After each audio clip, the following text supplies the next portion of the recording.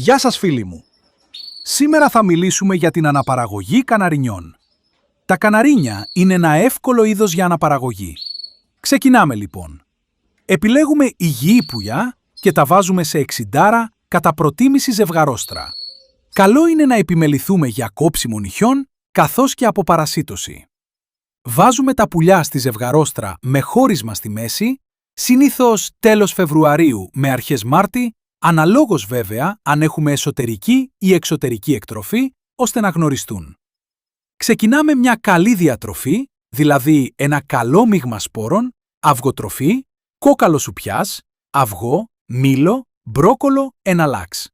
Απαραίτητο το κόκαλο σουπιάς, καθώς είναι καλή πηγή ασβεστίου, πράγμα βασικό για το σχηματισμό των αυγών και αποφυγή δυστοκίας. Μόλις δούμε τα πουλιά να ταΐζονται στο χώρισμα, δίνουμε στη θηλυκιά φόλια, που καλό είναι να βάζουμε μέσα τσόχα, ώστε να υπάρχει θωράκιση της θερμοκρασίας και νήμα αποστηρωμένο. Μόλις η θηλυκιά σχηματίσει τη φωλιά, βγάζουμε το χώρισμα και ξεκινά το ζευγάρωμα. Αφού η φωλιά είναι έτοιμη, συνήθως μετά από λίγες μέρες, το θηλυκό καναρίνι κάνει ένα αυγό κάθε πρωί. Ο αριθμός των αυγών κυμαίνεται από 4 έως 7 κάποιες φορές. Εάν θέλουμε όλοι οι νεοσύν να βγουν μαζί, μαζεύουμε κάθε πρωί το αληθινό αυγό και βάζουμε ψεύτικο.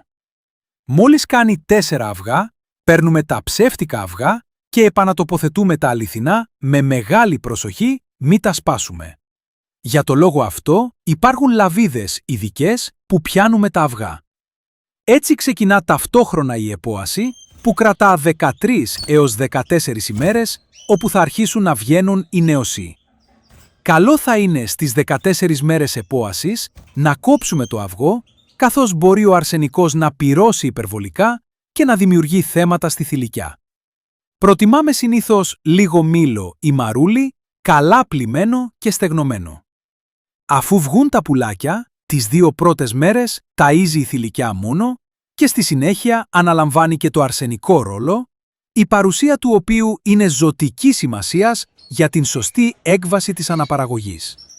Έτσι τα πουλάκια στις 18 ημέρες περίπου θα βγούνε από τη φωλιά και εκεί μπορούμε να βάλουμε στην άλλη πλευρά της ζευγαρόστρας νέα φωλιά και το ζευγάρι μόνο τα εκεί και από την άλλη πλευρά τα πουλάκια που θα ταΐζονται από τους γονείς μέσα από το χώρισμα.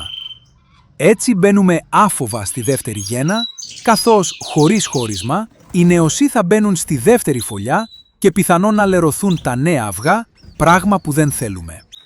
Στις 30 μέρες τα μικρά μας συνήθως τρώνε μόνα τους και τα απομακρύνουμε σε άλλο κλουβί, ώστε να αφήσουμε το ζευγάρι μόνο του στη δεύτερη γέννα. Δεν ξέρω αν κάλυψα τα πάντα, το βίντεο έχει γίνει με καλή διάθεση και χωρίς να σημαίνει ότι αυτό που κάνω εγώ είναι το σωστό. Σας ευχαριστώ και σύντομα θα ανέβουν και άλλα τέτοια βιντεάκια.